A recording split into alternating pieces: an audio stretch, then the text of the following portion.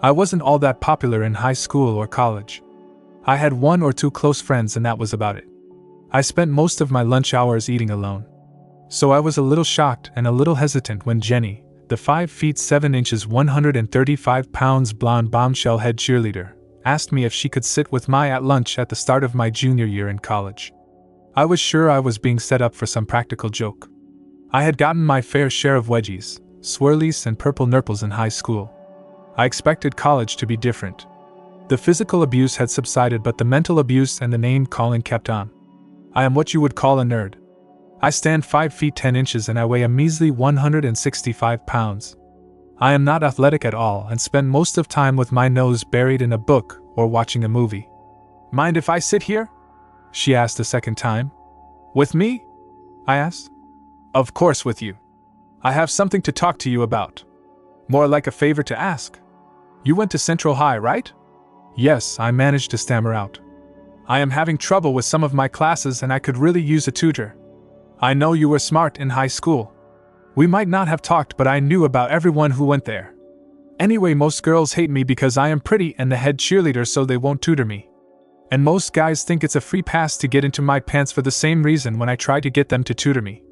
I really don't want to flunk out so I figured I would ask you. So I am a safe choice? I am not trying to insult you but yeah. You are a safe choice. Plus when studying gets to be a bit rough, we can at least talk about the old school and do the old where are they now routine. What do you say? I appreciate the honesty. I won't commit to anything long term. Let's do one study session and see where it goes. Deal? She said. Deal. Here is my address and phone number. Call me later and we can set up a time. I really appreciate this. That was how little old nerdy me got to spend time with the hot head cheerleader. Our session started out strictly studying, but the more we got together the less it was studying and we started talking more about ourselves, what we wanted out of life and where we saw ourselves in a few years. We spoke about our families, our passions, and I even told her about the company I wanted to open. The more we talked and the more she opened up, the more I fell for her. Her hotness was just an incredible bonus. Her apartment was always like an oven and she wore the skimpiest shorts and tiniest tops.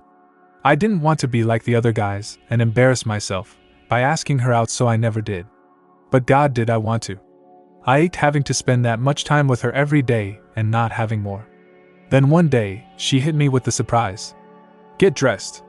We are going out tonight. Dinner and then a party, she said when I picked up the phone. What do you mean?